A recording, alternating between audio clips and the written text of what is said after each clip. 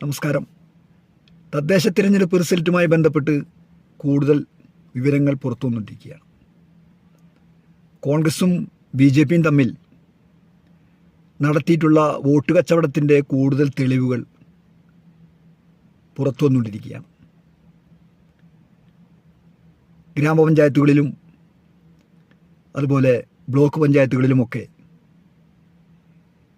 BJPക്ക് ശക്തിയുള്ള സ്ഥലങ്ങളിൽ കോൺഗ്രസ് വോട്ടുകൾ BJPക്ക് മറിച്ചു നൽകുകയും കോൺഗ്രസിന് വിജയസാധ്യതയുള്ള മണ്ഡലങ്ങളിൽ വാർഡുകളിൽ BJPയുടെ വോട്ടുകൾ കോൺഗ്രസിന് നൽകുകയും ചെയ്ത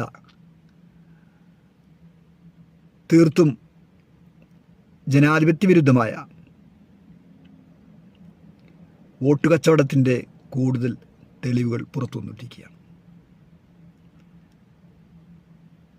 പ്രിയപ്പെട്ട പ്രേക്ഷകർക്ക് തന്നെ നിങ്ങളുടെ വാർഡുകളിൽ, നിങ്ങളുടെ പഞ്ചായത്തിൽ ഇതുമായി ബന്ധപ്പെട്ട് ഒരു അന്വേഷണം നടത്തിയാൽ ഇതിൻ്റെ സത്യാവസ്ഥ ബോധ്യപ്പെടാവുന്നതേ ഉള്ളൂ. എൻ്റെ സ്വന്തം പഞ്ചായത്തായ പെരിഞ്ഞനം